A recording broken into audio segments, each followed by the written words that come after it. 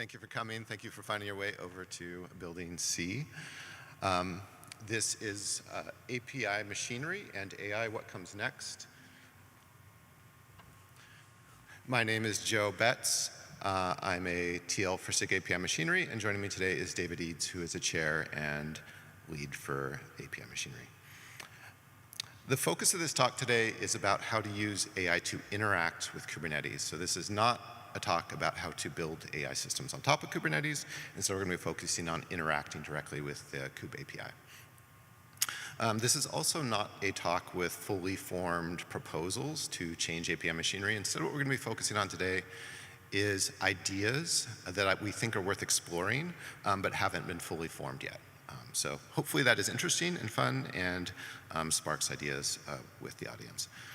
I'm going to go ahead and start with a couple motivating examples. So I had gone and spent a little bit of time looking at different use cases of the systems interacting with the Kube API that were using AI, and I found a couple kind of major patterns. This isn't all of them, but they seem to be some common ones. One of the first is triage and diagnostics. So this is basically my Kubernetes cluster is broken in some way. AI, please help me fix it. The next one that is quite common is people looking to optimize their cost and resource utilization. So they're maybe have noticed that there's a lot of slack in their cluster, and they're asking the AI, hey, please help me figure out what I could do to be more efficient when using my cluster. A third major category is more proactive. So maybe you have a plan change to your cluster. Maybe you're changing your work load. Maybe you're adding some new policies, something like that. And you want AI to help analyze your plan before you execute it. This is actually fairly common now. And then also a little bit more reactive when you go to execute that plan and you're actually rolling out change to your Kubernetes cluster. AI can be useful in doing canary analysis to make sure that rollout is going good before you roll it all the way out.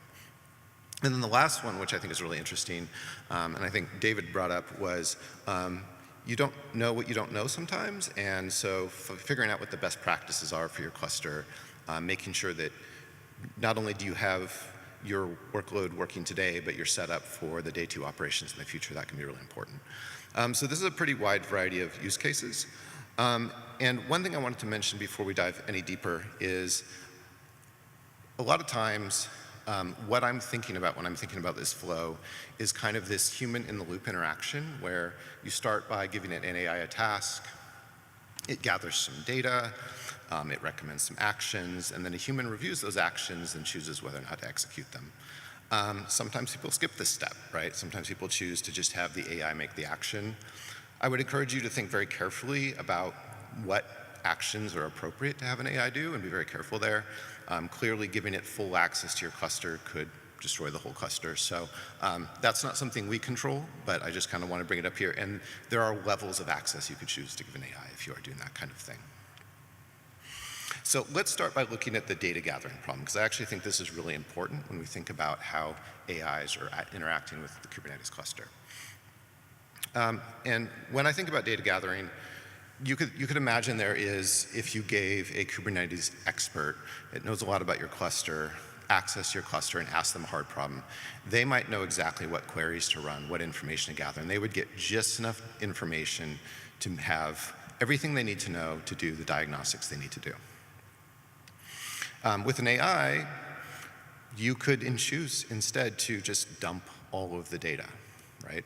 But this comes with a lot of problems, right? There's going to be a high token cost, right? If you're going to get all the YAML for the cluster information, all the metrics, everything that AI might need to make a decision, you could choose to pipe that into the AI, but it's going to be a high token cost, it's going to be a high noise to signal ratio, and it's going to be slow and expensive to retrieve. Another alternative would be to just trust the AI to get enough information. And ideally, this would be great, but what we've found in practice is AIs, at least our current generation of AIs, tend to be goal-seeking and will tend to not quite gather enough information, but then very confidently start giving you answers based on what they have gathered. And this is very hallucination-prone. So some of the ideas that we wanted to surface today are around gathering data and making it so that AIs can more easily get all of the data they need to make informed decisions.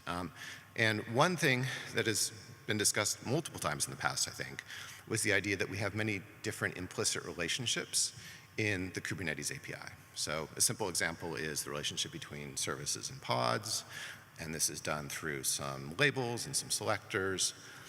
There are other relationships, some of them are bindings where the pod might have a field that has the name of another resource, and you're supposed to know that string value is the name of another resource. There can be ownership references and all sorts of other things. And these form an implicit graph, but we've never fully spelled out what that graph is. Other examples might be if you're diagnosing a problem with your cluster. Say you've got a 502 bad gateway error. You might start by looking first at the ingress, because that's what actually sent you the error, and then kind of working from the outside in, trying to figure out what caused that, jumping from the ingress to the service, to the endpoints, maybe down to one of the pods is causing a problem, maybe backing out to the deployment. And so you're kind of following the edges in that graph. And one of the things that we thought would be interesting is what if we could be more formal about what those relationships are? What if in a CRD, you could actually specify that this is a relationship, right? Like this is a pointer to some other thing. Then what you could do is you could start to build on that. You could have our discovery endpoints provide that information in a machine-readable way to users of that cluster, and then you could start to build like relationship-aware querying mechanisms on top of that.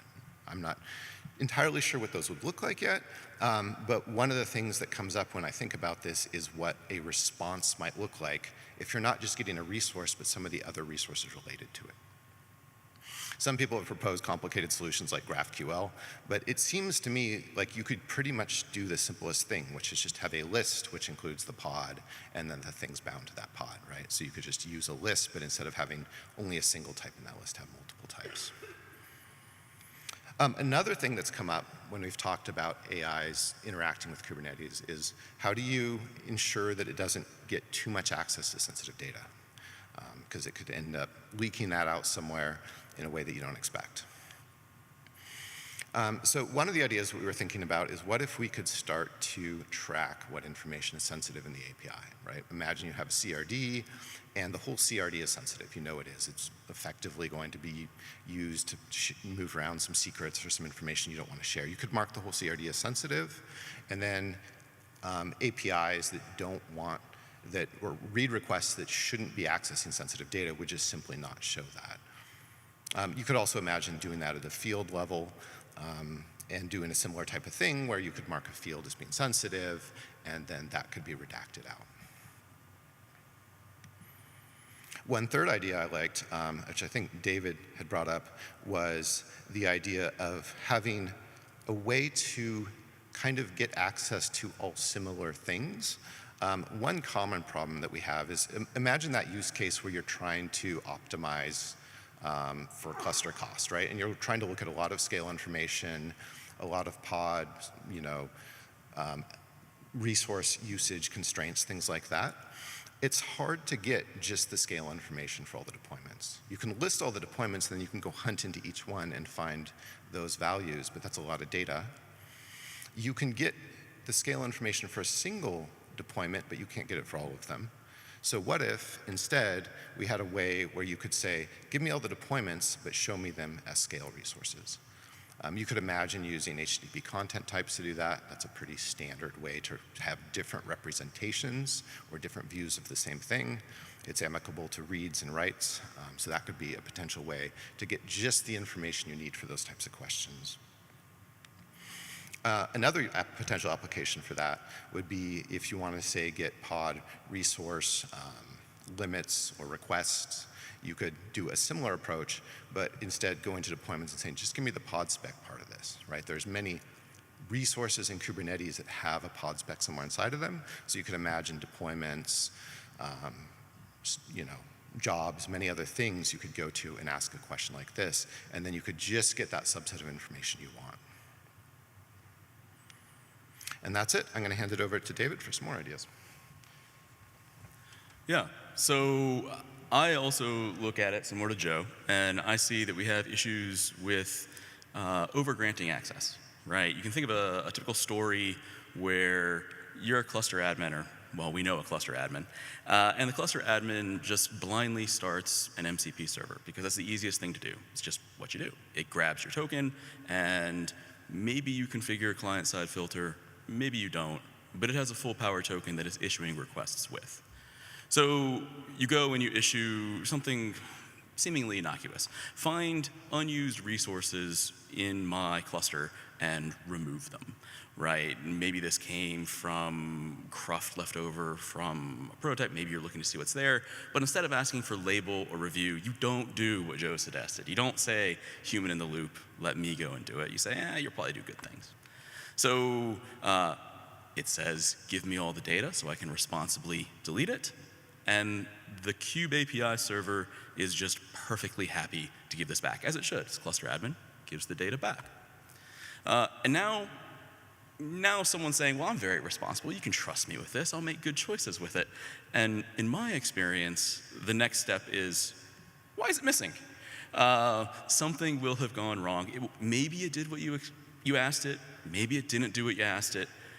But it was very easy to end up here. This is the easy path. I'm not claiming this is the only path, right? There are solutions for this, right? A very responsible cluster admin would go create a limited service account, granted the RBAC that was only needed for that task, careful about crafting what he's doing. The issue is that is kind of onerous today. You end up creating cruft inside your cluster that you don't need, that you don't want long term, that you will end up cleaning up after the fact, and it's just seemingly more work.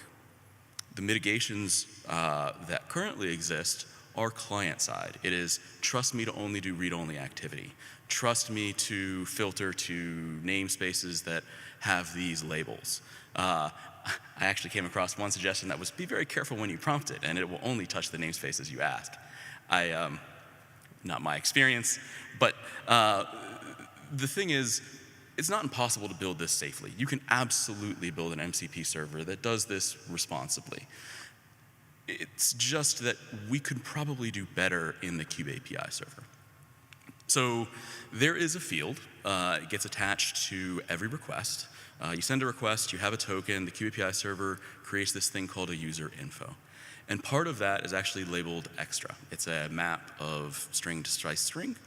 And you can place information there that is readable inside of an authorizer and also inside of admission. And it's actually possible to add restrictions here. So here you can imagine, like, I'm a cluster admin token, but I want to restrict you to only certain namespaces with this particular action.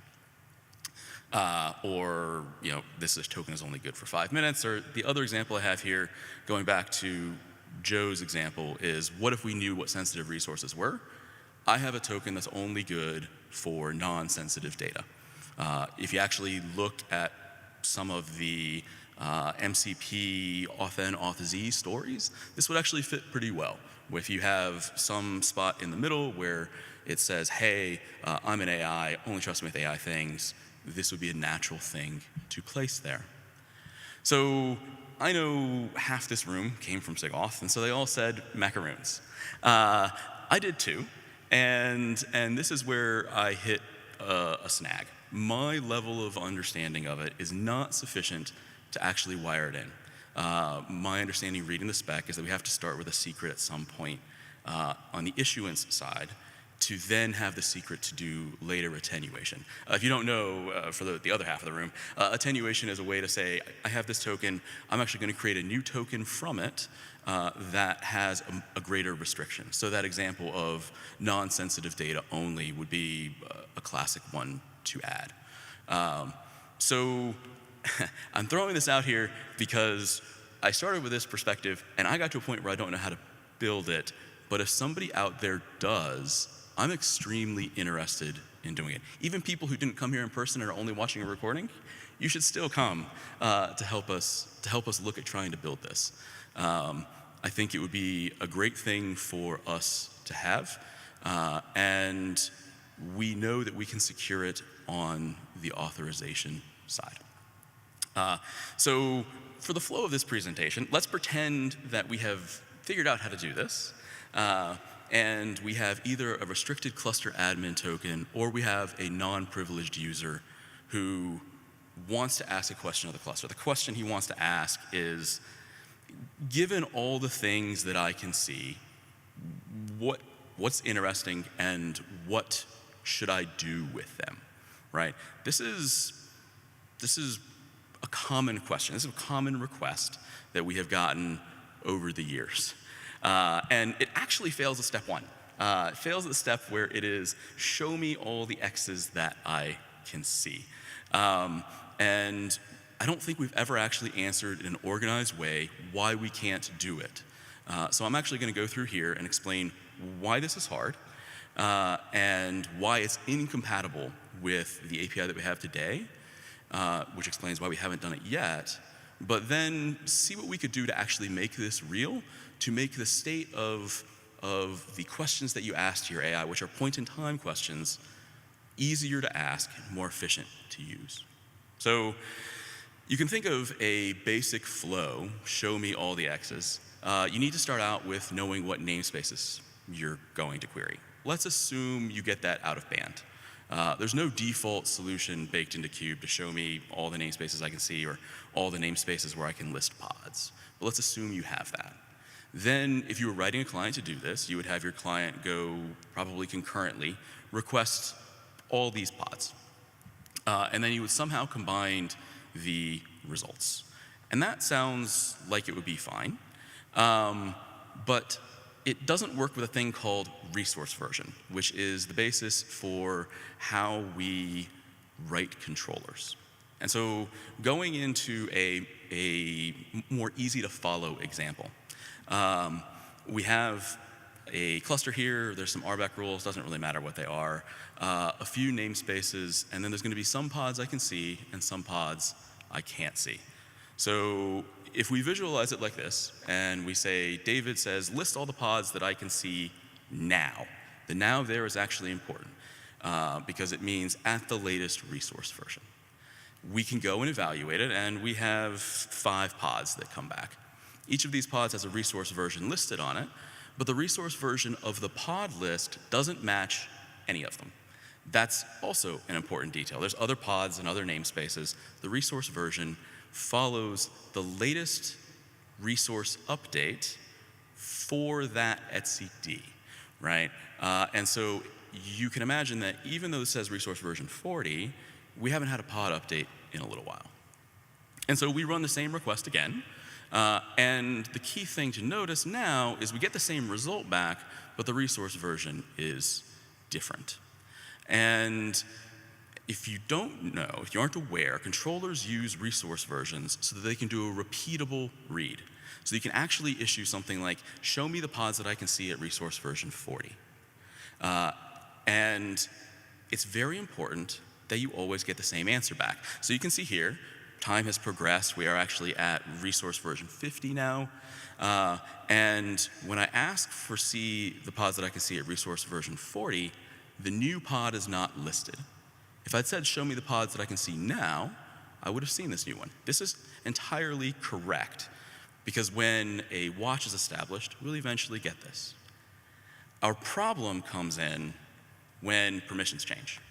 So at some point, permissions changed. Here is an RBAC rule, but it could just as easily be an external authorizer. When this happens, and you ask to see what pods can I see at resource version 40, you get a different answer. There's another pod there. That's a really big problem. And the problem becomes extremely apparent when you start attaching a watch to it, right? Your first thought might run to, well, I just want to synchronize with the RBAC rules that are also at 40, but that only works if RBAC resources are using the same etcd. Otherwise, the resource versions are incomparable, and it doesn't work when you have an external authorizer that has the ability to change its rules arbitrarily. Right? So what race am I talking about?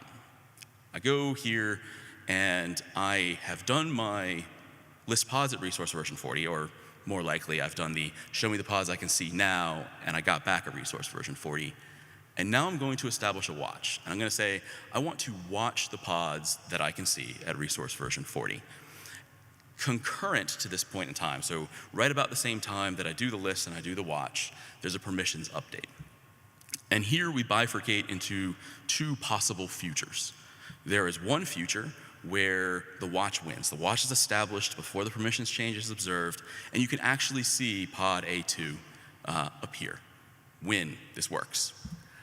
If the permissions win, you end up falling into the bad case. And the bad case here is between getting the list and establishing the watch, the permissions changed. So the list did not contain pod A2, and the watch will never contain pod A2. This, in principle, this problem is why we've never had ACL-filtered lists. You can't establish a watch against it, and our API was tuned for repeatability in a way that would make controllers possible to write. This makes that impossible. But not all of our workloads are controllers. What would we be willing to give up to have a different API that said, list me the ones that I can see? Right? It would be incredibly convenient. We do know the problem is technically solvable. There is an existent example of a non-repeatable API that is an ACL-filtered list. It is the project's API. It's an API that actually allows you to say which namespaces in this cluster can I see. It's very convenient for doing that first part of the original problem of like, where should I even try to do my lists? But let's go through why that is different than this generic problem. So, in concept, this is an easy thing to do. You are reading from etcd storage or wherever it happens to be cached, and you just ask every single one, can I read this one? Can I read this one? Can I read this one? Can I read this one? It is slow. There are going to be lots and lots and lots of requests. You can see the multiplier here. And the question is like, can this ever work? The answer is actually yes, for some scales. Not at the scale of a pod, probably not even at the scale of a deployment, because the clusters just get too large. Up to about 10,000 things, it actually works okay. Past that, not really. So what if we were willing to give up granularity? What if we said, it's not, can I see this individual pod? It's only by namespace. And so now you're asking for namespace A, can I see it? For namespace B, can I see it? You'll notice the granularity here completely changed. You did get different results than earlier in the demo, but it still would allow you some considerable measure of control. And a key thing that you'll notice about this is that the total number of authorizer requests are identical to what we had said the client would do initially, right? The client, the data access will be the same. If a client does it, it's going to make requests for 100 different namespaces. And if it's blind, all the namespaces and just take the rejections. The same thing will happen here. But there are two different ways to achieve this. I don't think it truly matters which way we choose, but I do see it as a problem that we want to find some solution for. However we do it, it does need to be very clear when we create it that you cannot use it to drive a controller. And that will be a very critical difference, and I will be pointing everyone back to this talk to explain why. Because it has come up, and I think this is the cleanest explanation we have. So closing this off, I'll say that we've had a couple different ideas here. I'm excited about those ideas, but we have more ideas than people, and we are not possessive of them. If someone here or watching a recording sees an idea and says, I really want that, I want to pursue it, come talk to us. We are looking for self-starters who are interested in trying to build the thing they need to scratch that itch, and we are willing to make significant shifts in what we have historically had to evolve and satisfy the use cases we come up with. So I think we've got maybe 5 minutes, 4 minutes for questions if people have them. But I'll say preferred, tell us what you'd like to build. What's missing that would actually make life easier? All right, thank you.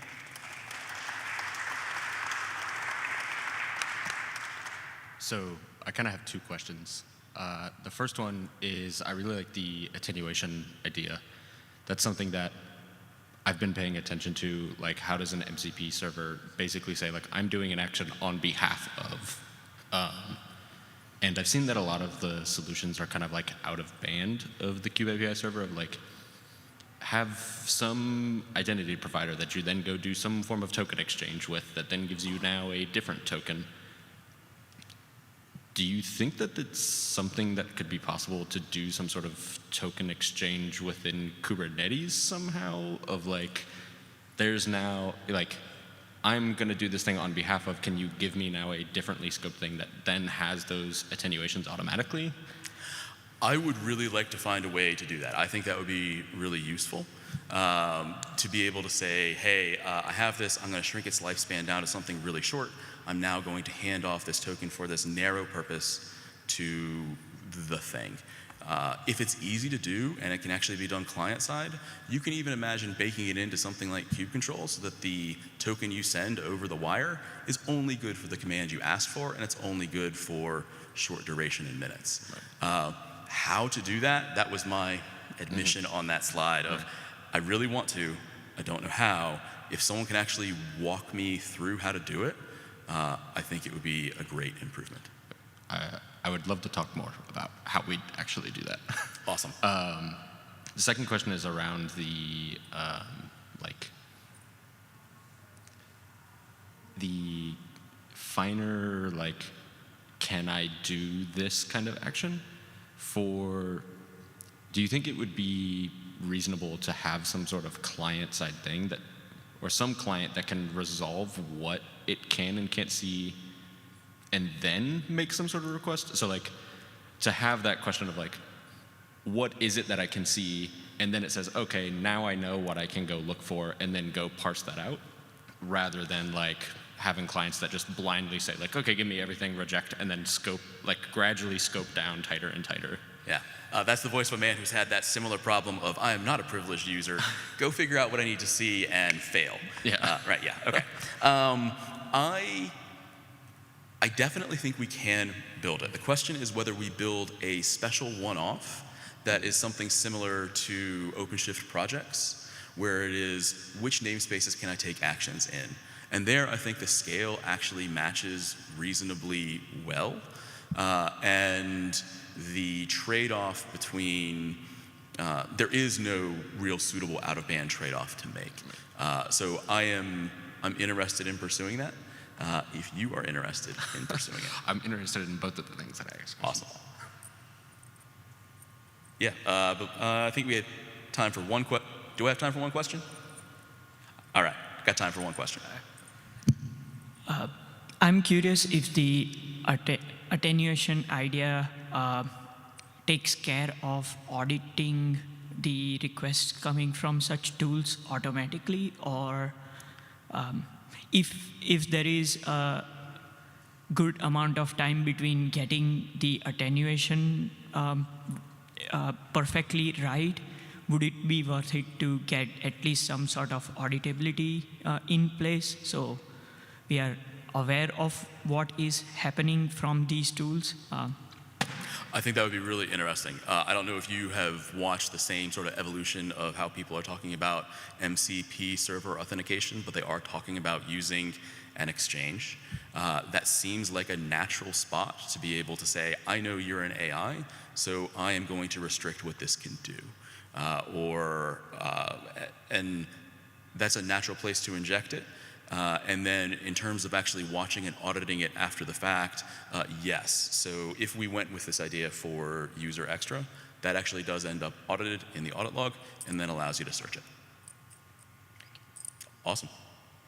All right. I think we will close it off there. And I'll take any other questions. I saw you about to stand up, but I've got my time here and it says that I'm finished.